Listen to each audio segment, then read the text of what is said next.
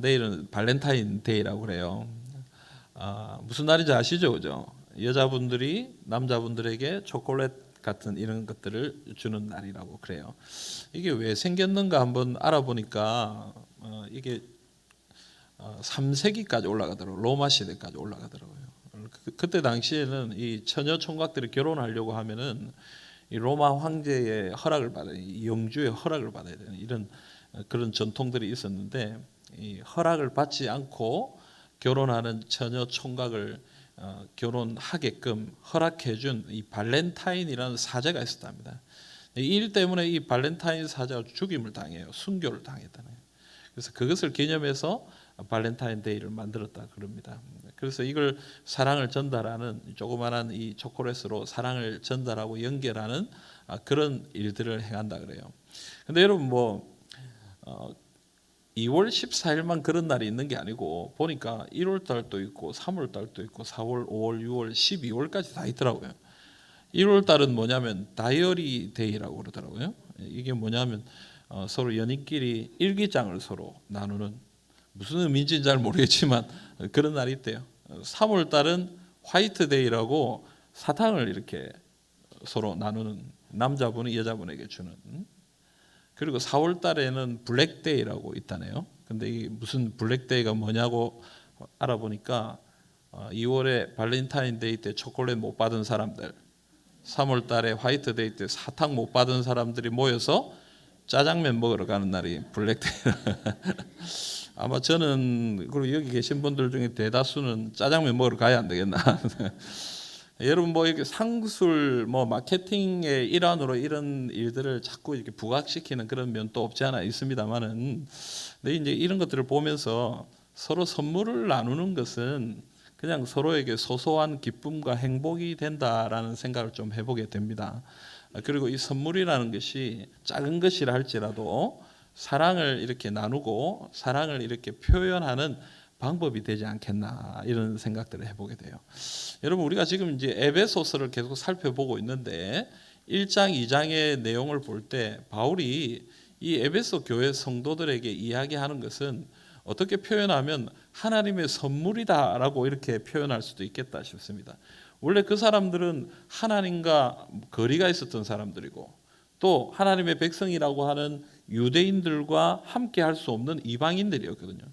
그런데 예수 그리스도께서 화평이 되셔서 이 땅에 오셔서 십자가에 죽어주심으로 하나님과 가까워질 수 있도록, 또 유대인과 이방인이 성도로, 그리스도인으로 하나 될 수 있도록 이렇게 해주신 것, 이건 하나님의 선물이잖아요. 이 구원의 선물, 이것을 1장과 2장에서 설명해 주고 있습니다. 그런데 여러분, 이 선물은 에베소 교회 성도들에게만 주신 것이 아닙니다. 누구에게 주셨습니까? 오늘 이 자리에 있는 우리 모두에게 이 구원의 선물을 주셨다는, 아멘입니까? 여러분, 이 선물을 믿음으로 받으시기를 바랍니다. 이러므로 선물을 드리는데 아이고 괜찮습니다라고 사양하는 사람들은 그건 좀 아쉽고 좀 그런 것 같아요. 주면 받으면 되는 거예요.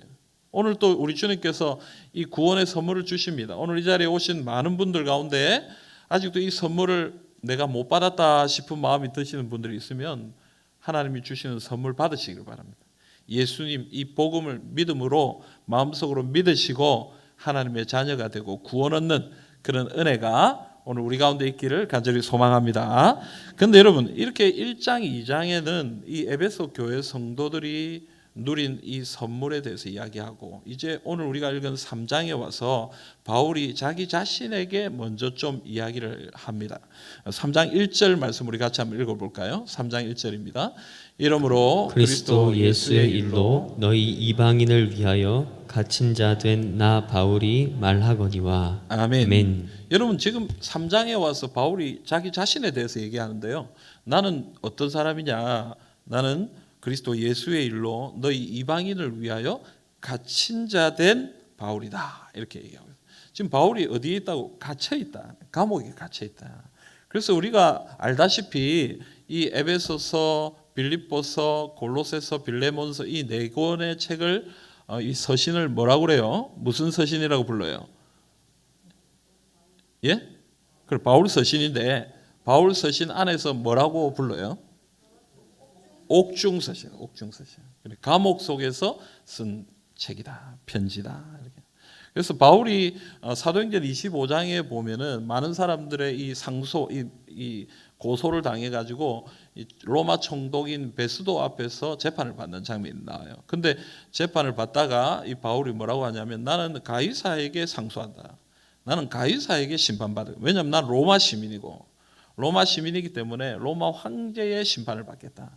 그래서 그 당시에 로마 시민은 그가 그렇게 원하면 로마로 가야 했기 때문에 그가 거기에서 로마로 가게 됩니다. 우리가 잘 알다시피 배를 타고 로마로 가게 돼요. 그리고 로마에 가서 어떻게 됩니까? 감금 상태에 있게 됩니다. 감옥에 갇히게 된 것이죠. 그래서 그 감옥에 갇힌 상태에서 쓴 책들이 바로 이 에베소서, 빌립보서, 골로새서, 빌레몬서입니다. 옥중서신이라. 근데 여러분, 이런 감옥에 갇혀 있음에도 불구하고 바울이 오늘 우리가 읽은 말씀에서 얘기하는 건 뭐냐면 나는 하나님의 은혜의 선물을 받았다. 여러분, 이 선물이 얼마나 대단한 것인데 감옥에 갇혀 있음에도 불구하고 그 은혜의 선물에 대해서 이야기하겠습니까? 그래서 오늘 우리가 읽은 이 본문의 말씀을 통해서 바울이 그리고 우리가 받은 이 하나님의 은혜의 선물이 무엇인가, 이것에 대해서 우리가 함께 생각해 보기를 원합니다. 오늘 에베소서 3장 2절에 보면 이런 말씀이 나옵니다. 우리 같이 읽어볼까요? 너희를 위하여 내게 주신 하나님의 그 은혜의 경륜을 너희가 들었을 터이라. 아멘. 여러분, 하나님의 은혜의 경륜을 너희가 들었다, 이렇게 얘기합니다. 내게 주신 하나님의 은혜의 경륜. 여기 경륜이라는 말은 오이코노미아라는 헬라어인데요. 이 단어는 두 개가 합쳐진 거예요. 오이코스, 집이라는 뜻이거든요. 오이코스. 그리고 네모라는 단어, 관리한다라는 단어, 이 두 단어가 합쳐져서 오이코노미아가 됐어요. 그래서 문자적으로 해석하면은 이 뜻이 뭐냐면 집을 관리한다, 이 말이에요. 집을 관리. 여러분, 집을 관리할 때 뭐 합니까? 우리가 계획을 세우고 머리를 생각을 해서 그것을 관리하잖아요. 그래서 이 단어의 뜻은 계획이나 방법, 경영 뭐 이런 의미를 가지고 있다라고 볼 수 있습니다. 그런데 이 단어가 주로 성경에서 어떤 때 사용됐느냐 잘 살펴보니까 주로 어디에 사용되냐면 집안을 잘 관리하는 직책을 사용할 때 이 단어가 사용되더라고요. 그래서 이 뜻이 뭐냐면 집사, 청지기, 종 이런 뜻으로 이게 사용돼요. 그래서 오늘 우리가 읽은 말씀은 하나님의 은혜의 경륜이다 이렇게 돼 있잖아요. 그래서 우리가 조금 쉽게 얘기하면 하나님의 은혜의 경영, 계획을 너희가 알 거다 이렇게 말할 수도 있지만 좀 뒤에 두 번째 제가 좀 설명을 할 건데 여기 직분으로 해석할 수도 있다는 거예요. 그래서 다른 성경에 보면 하나님이 나에게 이 직분을, 은혜의 직분을 주신 것을 너희가 알 거다 이렇게 얘기하고 있습니다. 그래서 여러분, 어쨌든 이 바울이 하나님으로부터 내가 은혜의 계획, 은혜의 경영, 은혜의 선물, 은혜의 직분을 내가 받았다 이렇게 얘기하면서요 두 가지를 이야기하는데, 먼저 첫째는 뭐냐 하면은 에베소서 3장 3절에 나옵니다. 곧 계시로 내게 비밀을 알게 하신 것은 내가 먼저 간단히 기록함과 같으니 이렇게 얘기합니다. 여러분, 바울이 먼저 말하는 하나님의 은혜가 뭐냐 하면은 하나님이 계시로 내게 비밀을 알게 해주셨다 이렇게 얘기해요. 비밀을 알게 해주셨다. 이게 하나님의 은혜다라고 얘기하는 거예요. 여러분, 비밀이 있다는 것, 어떤 분들은 이 비밀이 있는 것을 별로 좋아하지 않는 분도 계시잖아요. 그런데 이 폴 트루니에라는 분이 비밀이라는 책을 썼는데 이 책의 내용을 보면 사람이 성숙하면 성숙한 것의 증거로 뭐가 나타나냐면 비밀을 가지기 시작한다는 거예요. 우리가 어릴 때는 어때요, 여러분? 아이들은 미주알, 고주알 다 얘기하죠. 일어난 일에 대해서 다 이야기합니다. 얘기 안 해도 될 것까지 다 이야기합니다. 그러나 아이들이 자라기 시작해서 자기 자아가 커지기 시작하고 사춘기가 오고 청소년이 되면 말을 안 하기 시작해요. 학교에 갔다 오면 자기 방으로 쑥 들어가 버립니다. 특히 여자애들은 좀 나은데 남자애들은 정말 말을 안 합니다. 말을 한마디도 안 하는 애들이 있어요. 근데 부모님들 답답하잖아요. 왜 말을 안 할까? 왜 이런 것을 내한테 얘기해 주지 않을까? 그런데 너무 염려하지 마세요, 여러분. 비밀을 가진다는 것은 애가 성숙하기 시작했다는 증거니까 우리는 그걸 기뻐해야 되는 거예요. 그래서 여러분, 비밀을 가지는 것은 잘못된 게 아니에요. 우리가 성장할수록 비밀을 가지는 거예요.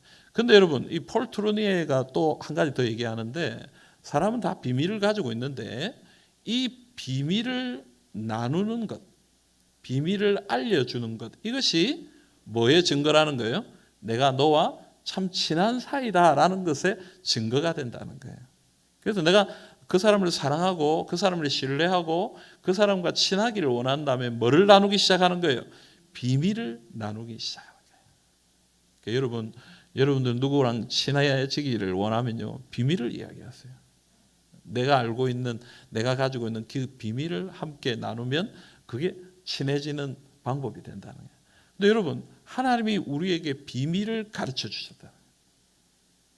하나님이 우리를 사랑하시기 때문에, 하나님이 우리를 함께 하고 싶어 하셔서 자신의 비밀, 그리스도의 비밀을 우리에게 알려주셨다. 그게 하나님 은혜의 선물이다. 이렇게 얘기하고 있는 것입니다. 근데 여러분, 이 비밀이라는 것이 비밀이라는 게 뭡니까 여러분? 설명할 수 없고 알려지지 않은 것이 비밀이잖아요. 근데 여기서 말하는 이 비밀이라는 것은, 이 성경에 나오는 이 비밀이라는 단어는 조금 개념이 다른데, 어떤 개념이 다르냐면 비밀이지만 공개된 비밀, 비밀이지만 알려진 비밀이 바로 이 단어예요. 그래서 여러분, 우리가 믿는 이 기독교, 우리가 믿는 이 신앙이라는 것이 좀 신비롭습니다. 왜 신비로우냐면 이 비밀이란 것이, 우리 복음의 이 비밀, 우리 믿음의 비밀이라는 것이 사람들에게 다 알려져 있어요. 우리 한국 같은 경우에, 우리나라 같은 경우에 예수님 모르는 사람 있습니까? 예수님이 십자가에 달려 죽으셨다는 거 모르는 사람 없을 거예요. 아마 교회를 안 다녀도 여기 한국에서 생활하시는 분들은 어디서든지 예수님이란 말 들어보셨을 거고 십자가에 대한 이야기를 들어보셨을 거예요. 여러분, 사람들에게 알려져 있는 비밀이에요. 그런데 모든 사람들에게 알려져 있지만 모두가 믿지는 않아요.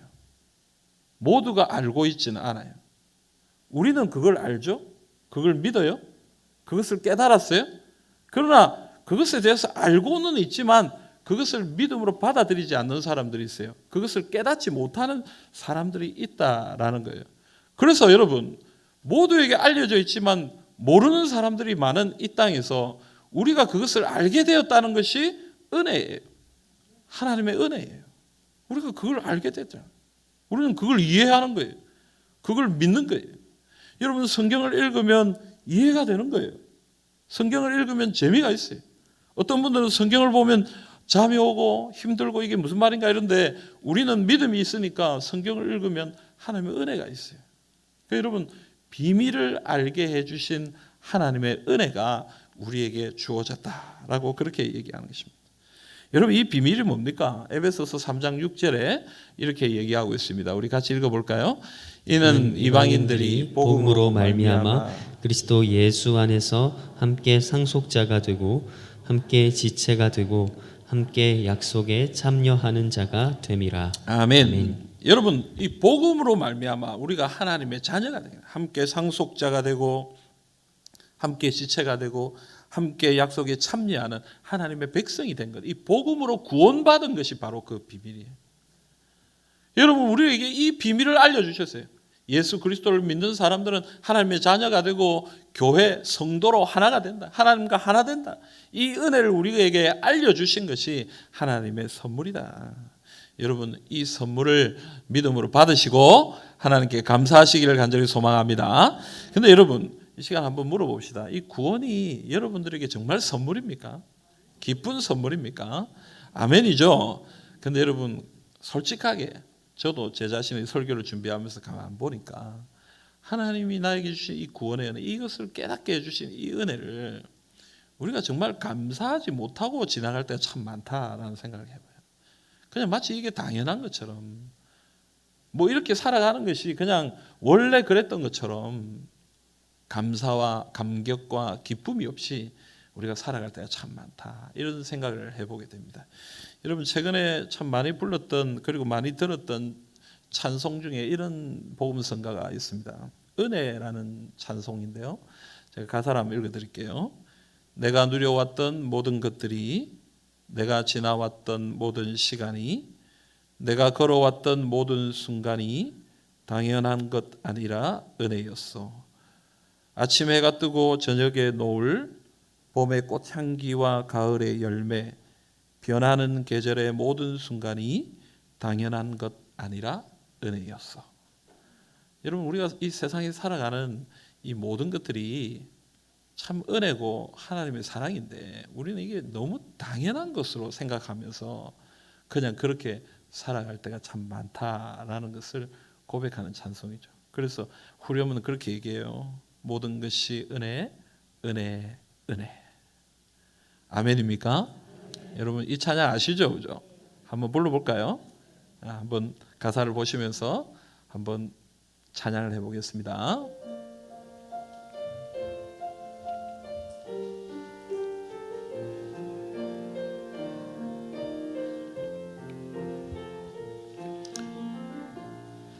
내가 누려왔던 모든 것들이, 내가 지나왔던 모든 시간이, 내가 걸어왔던 모든 순간이 당연한 것 아니라 은혜였소. 아침 해가 뜨고 아침 해가 뜨고 저녁에 노을, 봄의 꽃향기와 가을의 열매, 변하는 계절의 모든 순간이 당연한 것 아니라 은혜였소. 2절 합시다. 내가 이 땅에 태어나 사는 것, 내가 이 땅에 태어나 사는 것, 어린아이 시절과 지금까지 숨을 쉬며 살며 꿈을 꾸는 삶, 당연한 것 아니라 은혜였소. 내가 하나님의 자녀로, 내가 하나님의 자녀로 살며 오늘 찬양하고 예배하는 삶, 복음을 전할 수 있는 축복이 당연한 것 아니라 은혜였소. 모든 것이 은혜, 은혜, 은혜, 한없는 은혜. 내 삶에 당연한 것 하나도 없었던 것을 모든 것이 은혜, 은혜였소. 모든 것이 은혜, 은혜, 은혜, 한없는 은혜. 내 삶에 당연한 것 하나도 없었던 것을 모든 것이 은혜, 은혜였소. 아멘. 내가 하나님의 자녀로 살며 오늘 찬양하고 예배하는 삶, 복음을 전할 수 있는 축복이 당연한 것 아니라 은혜였소. 여러분, 우리가 구원받은 것, 이 비밀을 깨달은 것, 하나님의 은혜를 알게 된 것, 이것이 하나님의 은혜입니다.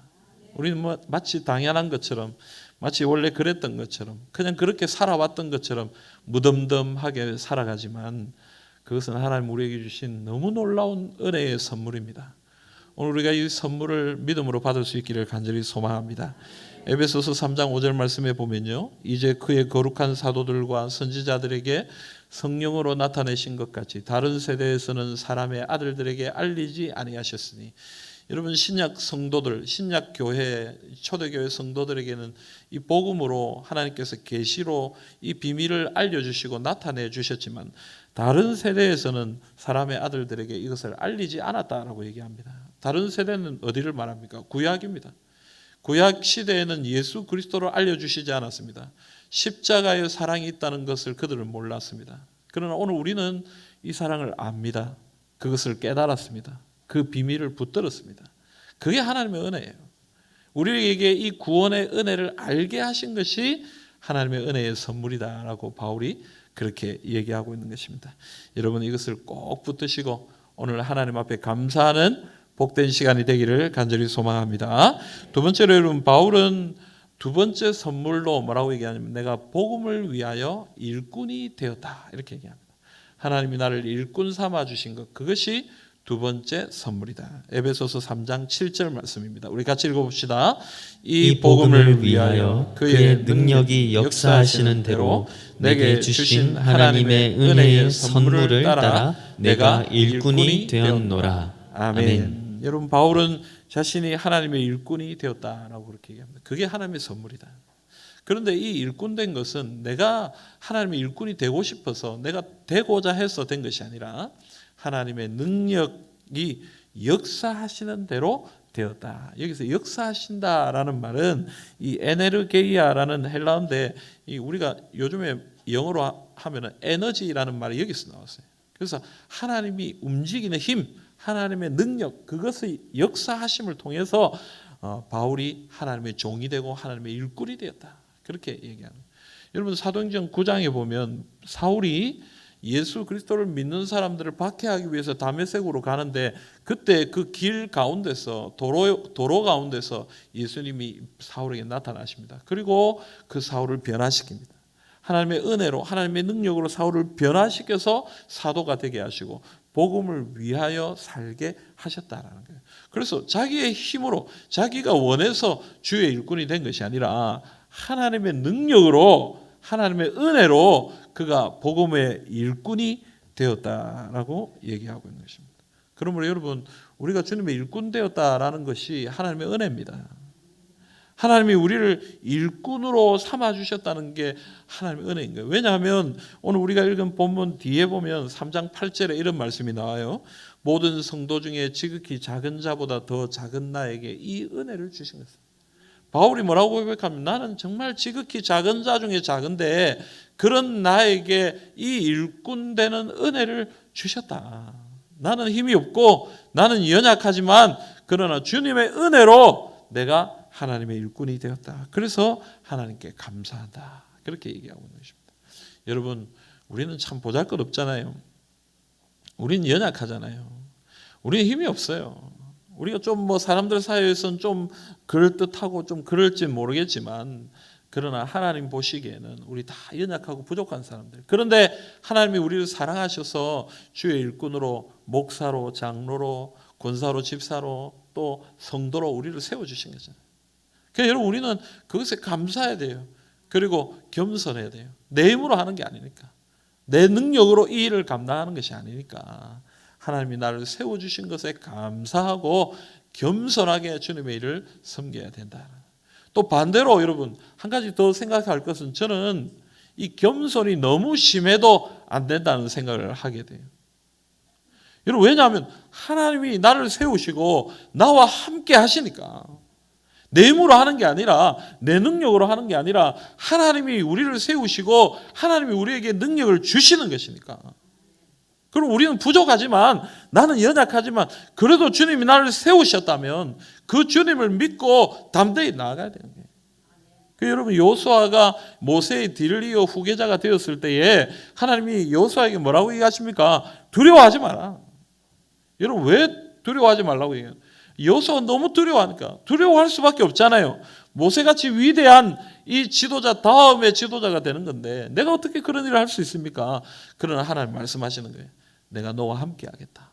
모세와 함께 했던 것처럼 내가 너와 함께 하겠으니 두려워하지 말고 걱정하지 말고 이 일을 감당하라. 사랑하는 성도 여러분, 우리는 연약합니다. 우리는 부족합니다. 그러나 하나님 우리와 함께 하십니다. 우리를 일꾼으로 세우시고 우리에게 능력을 주십니다. 그러므로 여러분 우리에게 필요한 것은 무엇이냐면요. 고린도전서 4장 2절 말씀입니다. 우리 같이 읽어봅시다. 그리고 맡은 자들에게 구할 것은 충성이니라. 우리는 충성하면 돼요. 아멘. 우리는 성실하게 주님을 섬기면 돼요. 내가 이걸 할 수 있을까 어쩔까 걱정하지 말고 내 능력으로 원래 하는 게 아니니까 내 힘으로 하는 게 아니니까. 주님이 내게 그걸 맡겨주셨다면 믿음으로 충성하고 주님 앞에 나아갈 때에 하나님 우리와 함께 하시고 역사하여 주시는 것입니다. 여러분 믿음으로 주님 앞에 나아가십시오. 또한 여러분 오늘 바울은 왜 하나님이 자신을 그리고 우리를 하나님의 일꾼으로 삼으셨는지 그 이유에 대해서 얘기합니다. 복음을 위하여. 여러분 복음을 위하여 일꾼 세우셨다는 말이 뭡니까? 오늘 우리가 읽은 본문 뒤에 나오는 8절과 9절을 우리 같이 한번 읽어보겠습니다. 8절 9절입니다. 모든 성도 중에 지극히 작은 자보다 더 작은 나에게 이 은혜를 주신 것은 측량할 수 없는 그리스도의 풍성함을 이방인에게 전하게 하시고 영원부터 만물을 창조하신 하나님 속에 감추어졌던 비밀의 경륜이 어떠한 것을 드러내게 하려 하심이라. 아멘. 여러분 오늘 이 8절 9절에 나와 있는 것은 뭐냐면요, 나에게 왜 이 은혜를 주셨느냐, 측량할 수 없는 그리스도의 풍성함을 이방인에게 전하게 하시려고. 9절은 뭐라고 얘기합니까? 하나님 속에 감추어졌던 비밀의 경륜이 어떠한 것인지 그것을 드러내게 하시려고 나를 일꾼으로 삼으셨다. 이 복음을 위한다는 게 뭐냐면 이 복음의 비밀이, 이 그리스도의 비밀이 어떤 것인지 사람에게 전하게 하시려고 우리를 일꾼으로 삼으셨다라고 얘기하는 것입니다. 여러분 왜 하나님이 우리를 일꾼으로 세우셨습니까? 왜 하나님이 우리를 하나님의 직분자로, 하나님의 종으로, 청지기로 세우셨느냐? 이유는 한 가지예요. 우리에게 주신 이 비밀, 이 복음, 이것을 많은 사람들에게 전하게 하시기 위해 우리에게 이 일꾼됨을 허락하셨다. 그래서 존 스토트 목사님 뭐라고 얘기했냐면 모든 계시된 진리는 맡겨진 것이다. 그것은 독점이 아니라 나누기 위해 주어진다. 이렇게 얘기해요. 여러분 모든 계시는 우리에게 주어지는 거예요. 그런데 우리에게 주신 이 계시, 하나님의 비밀, 하나님이 알려주시는 이것, 이 복음의 역사 이런 것들은 우리가 그냥 마음속으로 꼭 붙들고 내 혼자 독점하고 있으라고 주신 게 아니란 말이에요. 뭐 하기 위해 주신 거라는 거예요? 나누기 위해 주신 거예요. 나누기 위해.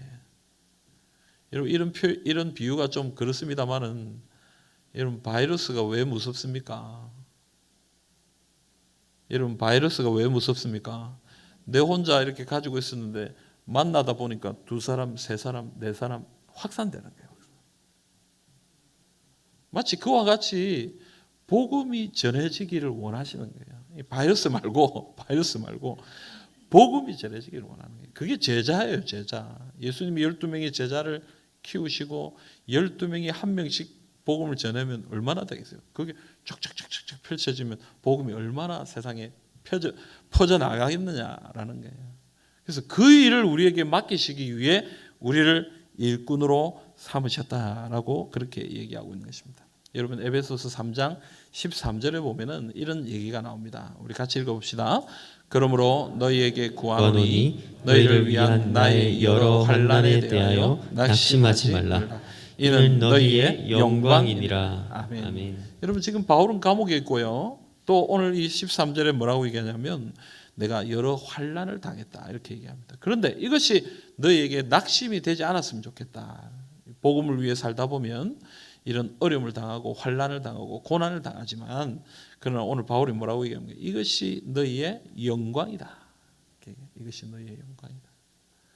여러분 우리가 복음을 전하기 위해서는 고난도 당하고 어려움도 당합니다. 지금 이 어려운 시국에 우리가 이렇게 모여 예배하는 것만 또 사람들에게는 어떻게 보면 미운 행위일 수도 있습니다. 또 여러분 이런 바이러스가 확산되고 있는 그런 가운데서 예수 믿으라고 얘기하는 것 자체가 어떻게 보면 좀 뜬금없는 이야기일 수도 있고요. 많은 사람들이 지금 그럴 때냐 이렇게 얘기할 수 있는 것일 수도 있습니다. 하지만 여러분 우리가 어떤 상황이든지 어떤 형편이든지 우리가 해야 할 일은 복음을 전하는 거예요. 그 가운데 고난을 당하더라도 그 가운데 좀 미움을 받더라도 그 가운데서 좀 우리가 마음이 좀 힘든 상황과 형편을 당하더라도 주님 뭐라고 얘기하시는 거예요? 그것이 너희의 영광이다 이렇게 얘기합니다. 사랑하는 성도 여러분, 우리에게 주신 이 직분을 믿음으로 감당하시길 바랍니다. 복음을 위하여 우리를 세우셨다는 사실을 여러분 꼭 기억하시고 우리에게 주신 이 복음의 비밀을 많은 사람들에 증거하여 생명의 역사를 경험하시기를 간절히 소망합니다. 사랑하는 성도 여러분, 하나님께서 오늘 우리에게 이 은혜의 선물을 주셨습니다. 그 은혜의 선물이 무엇입니까? 그리스도의 비밀을 알게 하셨습니다. 그리고 이 복음을 위하여 그리스도의 일꾼으로 삼아 주신 것입니다. 그러므로 여러분, 우리에게 주신 이 하나님의 은혜의 선물을 여러분 믿음으로 받으시고 그리스도의 비밀을 모든 사람들에게 전하기 위해 전심전력을 다하시는 그런 하나님의 은혜를 누리시는 우리 모든 성도님들이 다 되시기를 주님의 이름으로 기원합니다. 아멘.